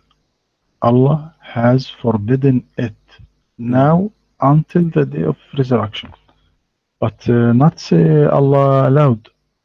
If Ibn Abbas said that, it is wrong about Ibn Abbas. I see this. So did your Prophet allow the mut'ah? Let's make it simple. Did the Prophet allow the mut'ah, yes or no? Yes, okay. In the beginning of Islam. Correct. Yes. Okay, so then let us go step by step. You just say that Allah did not allow the mut'ah. How the Prophet allowed the mut'ah? If Allah did not allow the mut'ah, you said Allah forbid the mut'ah, and your Prophet he allowed the mut'ah, and you are saying that the allowedness of mut'ah was not according to the Quran. How in the world your Prophet he allow such a thing? Go ahead. He not allowed, but he gave permit for the one of companions when this asked him to allow the muta in the one of the war. I permit you to contract temporary marriage with women. This is what Prophet said to companion. All right. Then said Allah has forbidden it.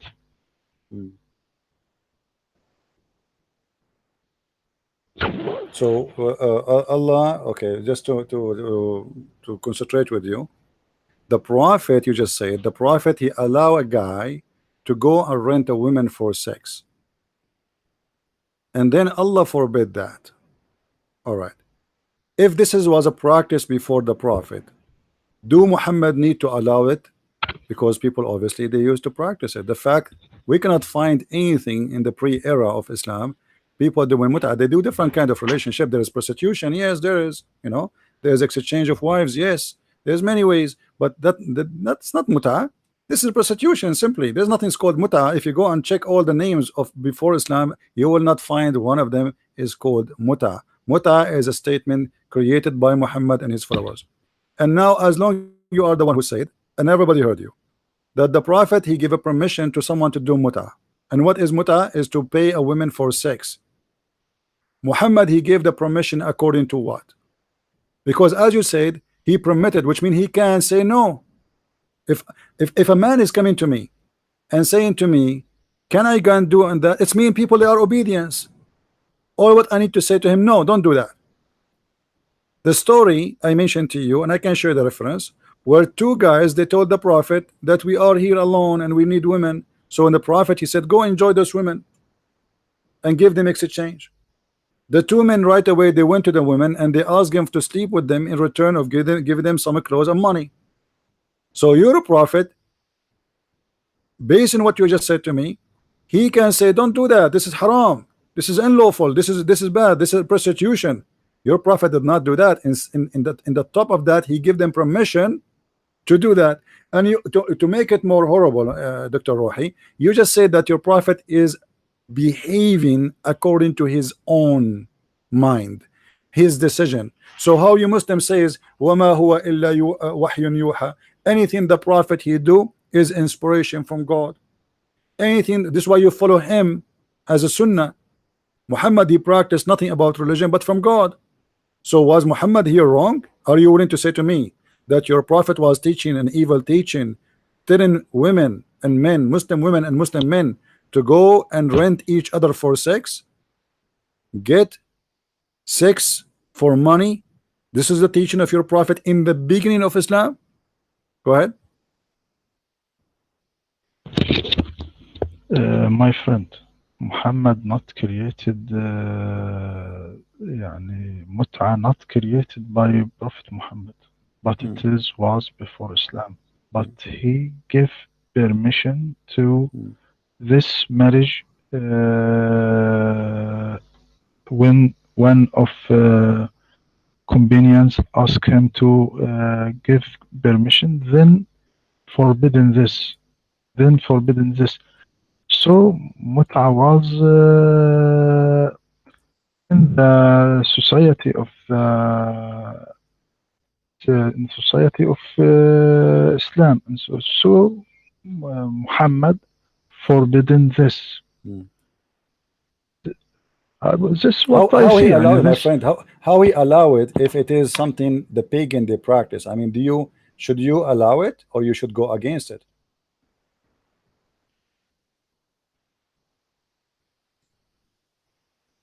I mean, how you allow something is bad? This is do you agree, Sheikh Rohi, with me that this is bad to practice? Do you agree with me that this is not a moral thing? Or you have no problem with it? That a woman she go and she rent herself for a man so he can sleep with her. Do you agree with that? No. You don't agree? It is bad? No, look, my friend. It now in this the debate, I said my opinion, and you said your opinion. No Then problem. we must give the Okay, no problem. I will finish argument this. I to will finish whom this. A saying hadith. I will finish this as long as you want to. mm, You said your opinion what? that Ibn Abbas said, قال إنما Sorry, كانت I don't المتعة. understand. Do you hear me? Do you hear me? Yes. Okay. ابن عباس said قال إنما كانت المتعة في أول الإسلام كان الرجل يقدم البلدة ليس لها بها معرفة فيتزوج المرأة بقدر ما يرى أو ما يرى إنه يقيم فتحفظ له متاعه وتصلح له شيئه حتى إذا نزلت الآية. All right. So Ibn Abbas confirmed that this is a verse about the muta. The man, he come to a town and he just hire a woman to take care of him. This is what the muta is about, to take care of him, to have sex with him, etc. Now we you know, you said what you said and I said what I said, and people, they will make a judgment about that. Sheikh Rohi, I'm going to give you the mic back, and I want to tell you, if there is something you would like me to ask you about Islam and I did not ask Okay. you, if there is something you'd like me to ask you about Islam and maybe I missed something you like, something you are proud about as a Muslim. You like the Christians, because most of the people, they are listening right now, we have about 400 people listening. They are Christians and maybe some atheists and Hindus, Buddhists, I don't know. So if there is something you as a Muslim you want to say to those people, maybe you can convert them to Islam, something really solid. What is the best of Islam to make somebody convert to Islam? What this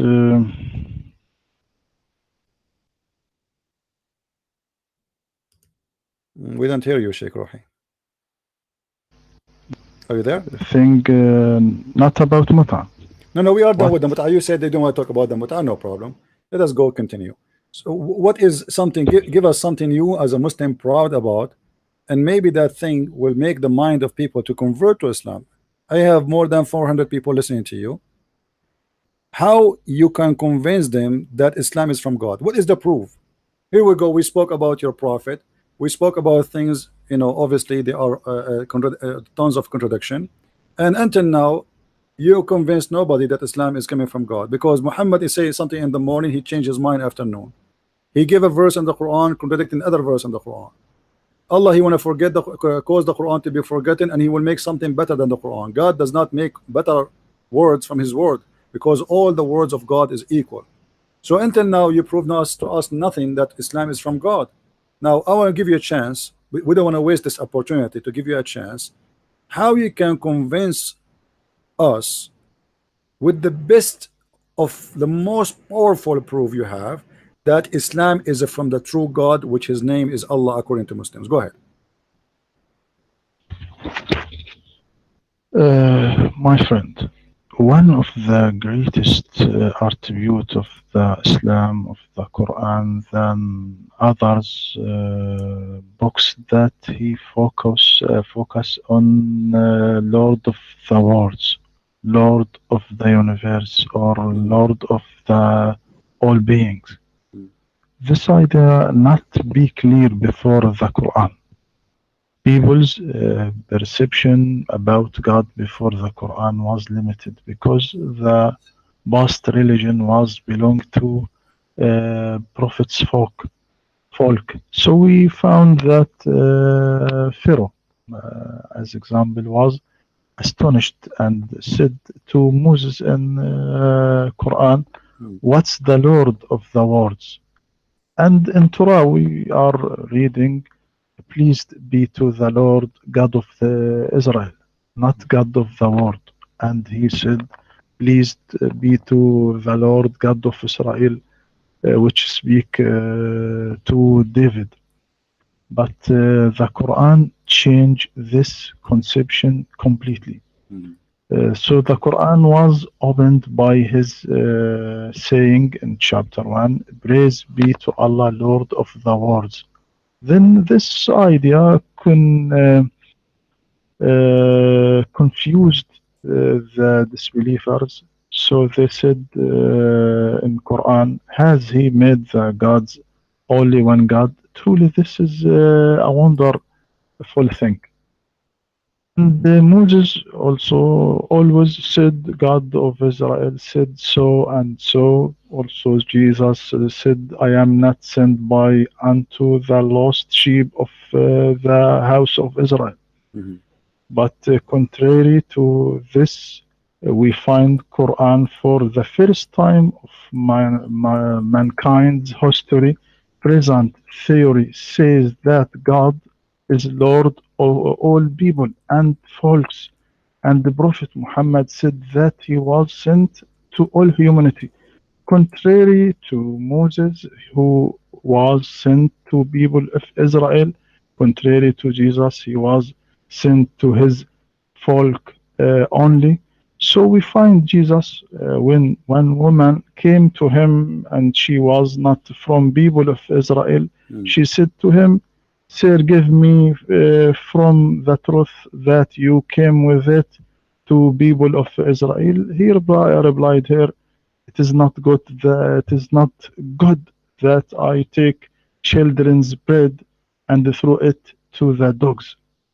It means that he considers the people of Israel only children of God and considers other people like the dogs.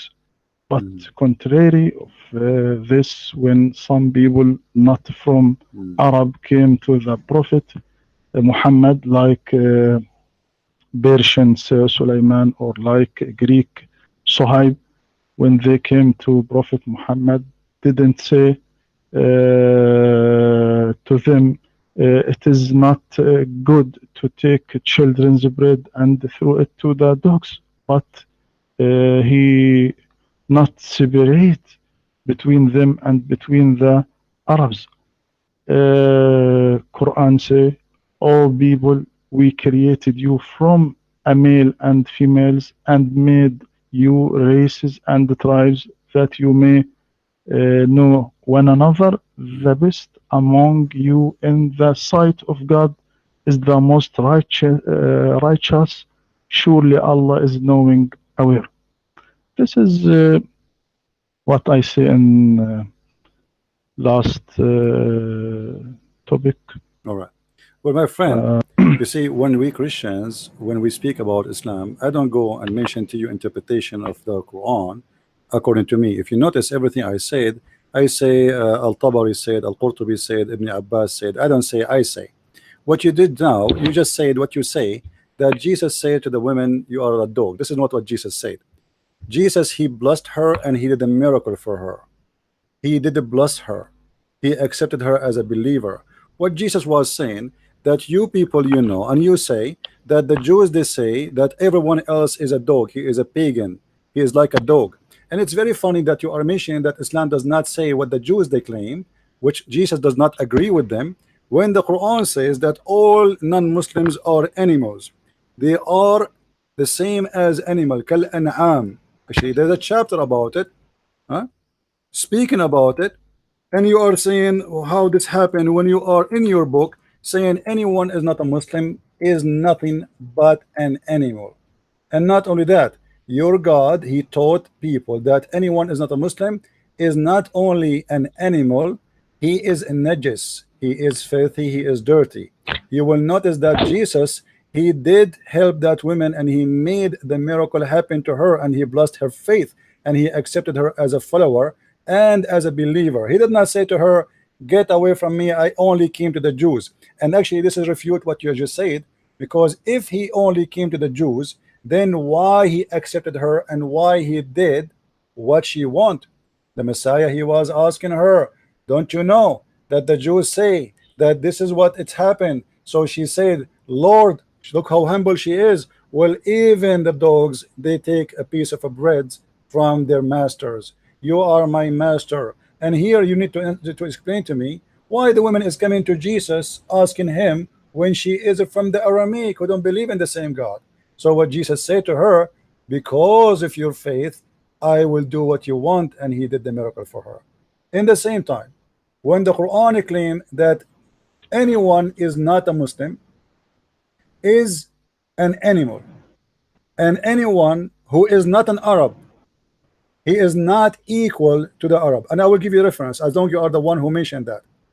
You know, isn't it your prophet? He said that Allah created from the shoulder of Adam, the right shoulder of Adam, the white, and he said, "Go to heaven, wala ubali, go to paradise, and I don't care." And is your prophet who said that Allah he hit Adam in his left shoulder, and he created the black people, and he said, "Go to hell, and I don't care." Isn't it your prophet in the Quran? He says, "In the day where Allah will make faces black and faces white." And if we go to Ibn Kathir, we will find that that verse is speaking about Allah will blacken all the faces of those who they are not Muslims, and He will turn them black, and Allah will make all the believers white. If you go to chapter 27, verse number 82, you will find the verse saying the following, and you can open Ibn Kathir with me. It says that Allah will send a beast, his name is a Jassasa, and a Jassasa is going to carry the staff of Moses and the ring of Solomon, and is going to hit the person in his face with the ring of Solomon, and he will turn to be white, and is going to hit the person in his face with the staff of Moses, and he will turn to be with the ring of Solomon he will be black, and the staff of Musa will turn white, until he became all of him black. The spot will spread, and then the believers, they sit with the disbeliever and they say, "Oh believer, oh disbeliever." So my friend, this is a teaching in Islam of discrimination. Everybody in Islam who is not a believer, Allah will make him black.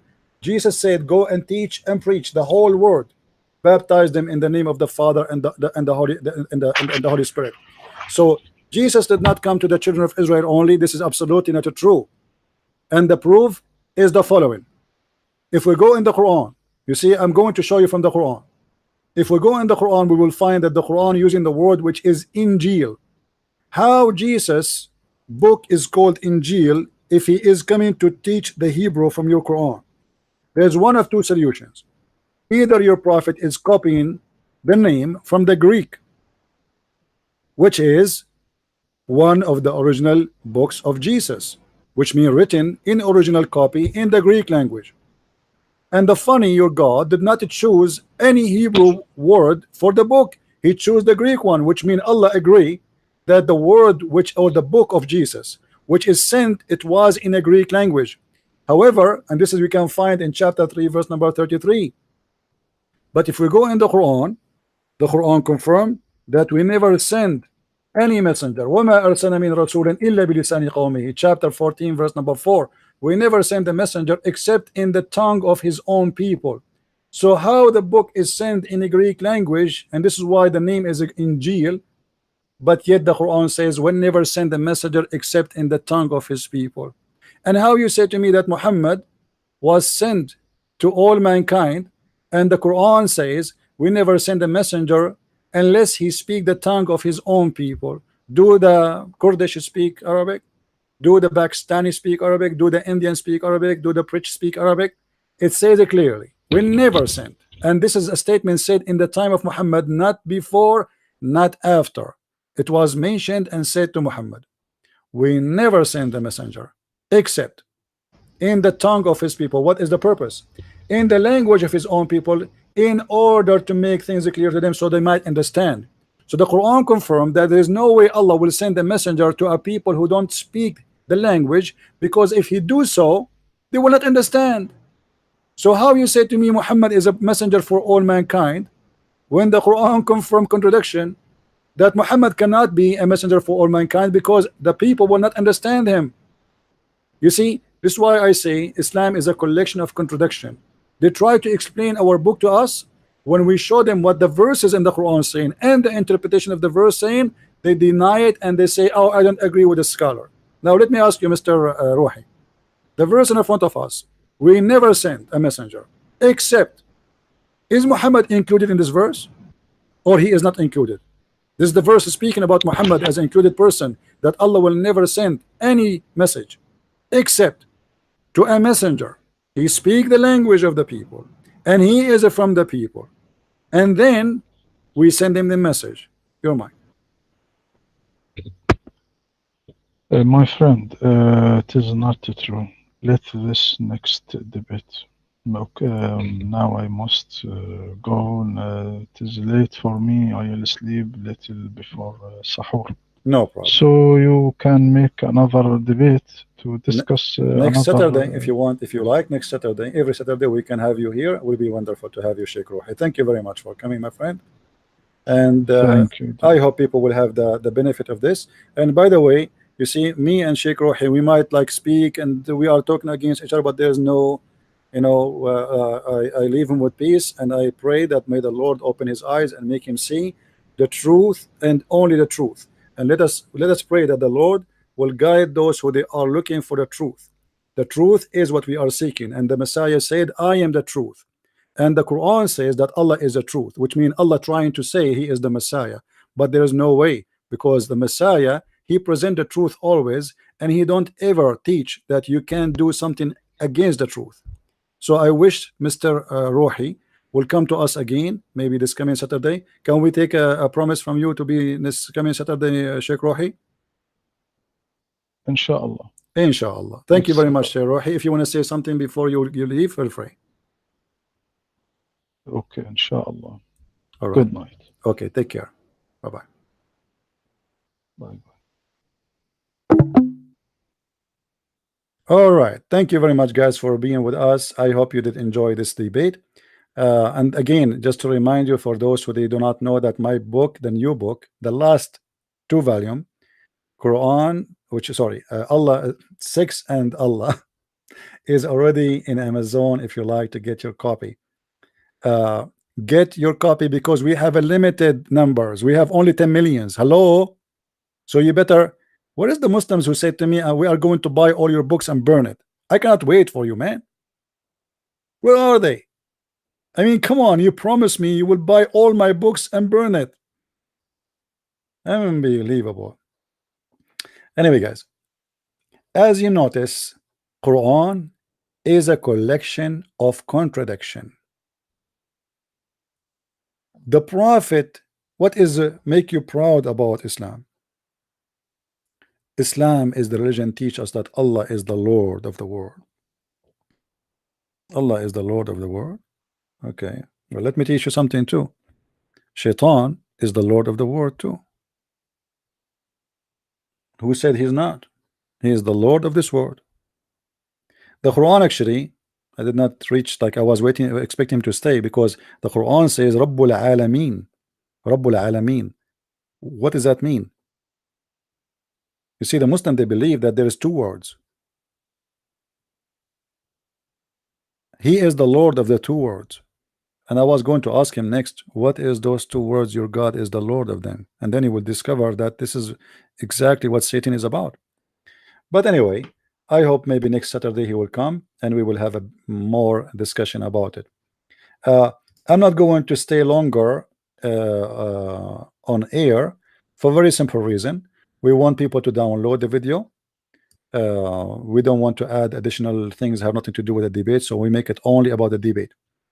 So if you did not subscribe to our channel, please feel free. If you want to have more knowledge about Islam and learn how to debate Muslims and learn, because you see, learning how to debate Muslims is about learning about the cult we are talking about. You cannot debate somebody and you do not have a knowledge, otherwise he can play you. As you see, this is a sheikh who have a PhD, but he will not hesitate to practice taqiyya.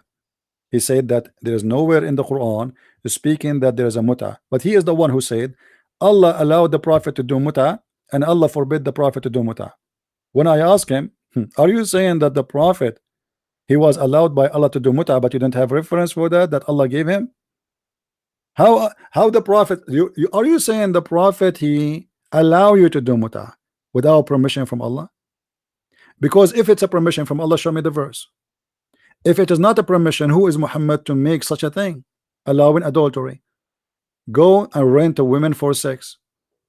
What kind of a prophet? He is the best example of mankind. He allow man to go and rent a woman for a night or 2. What if Jesus allowed that?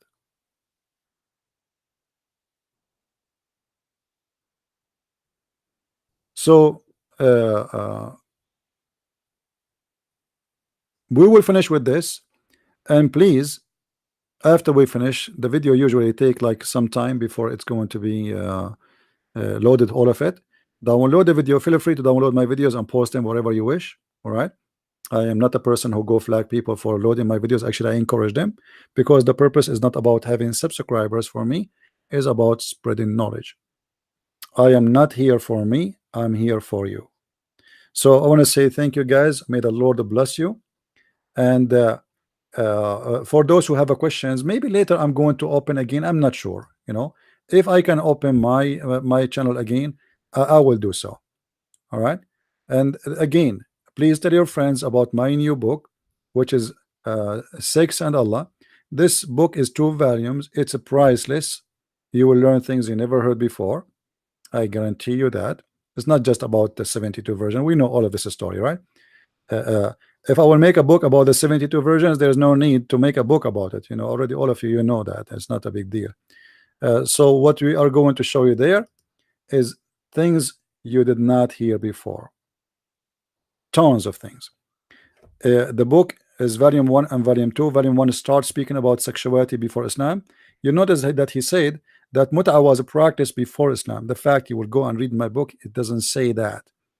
I have even the quote of all the names according to Aisha herself in that book. And actually, I forgot to mention it to him and get him busted with that. But anyway, you see, when you have in your head like a library of books, and then all of them, they want to come down together. You cannot push them all together in a short time and give it to him. But too bad he had to leave. However, he did not do better than the last time. It was horrible. This is a religion, cannot stand questions. God, he made Quran better than the Quran. God, he caused Quran to be forgotten. But God, he promised that he will not forget the Quran. And Muslims, they claim that they reserve the Quran in their heart. But yet this gentleman, he just admit that his prophet was forgetting the Quran. Oh, what he said, oh, he did not forget it totally. You're right. He said, I forgot chapters and verses. And when I asked him, is it happening by the will of Allah? He said, yeah, everything by the will of Allah. So why Allah made Muhammad forget the Quran? What the purpose? If Muhammad is going to remember the Quran by seeing or hearing somebody else saying it, what and why Allah made him forget the Quran? Simply Muhammad, he said things and then he got in trouble.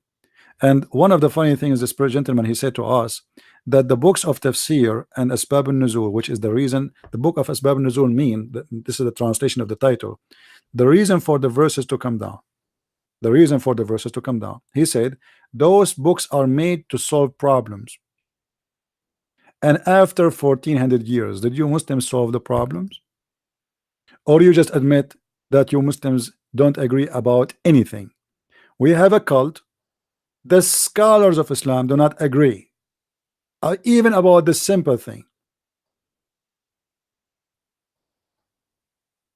How we can accept it to be a religion? The same as Muhammad, he make and fabricate Quran to solve a problem. The same as we showed you about the mut'ah. And the funny, I told him Ibn Abbas said that he added that there's 3 words is missing from that verse, ila ajalin musamma, to a preset time, fixed time. He did not answer about that. Ibn Abbas is the cousin of Muhammad, is not just anyone walking down street. Thank you guys for being here. May the Lord bless you, and until we see you tomorrow again, I hope. Usually Sunday I don't do broadcast, but I will try.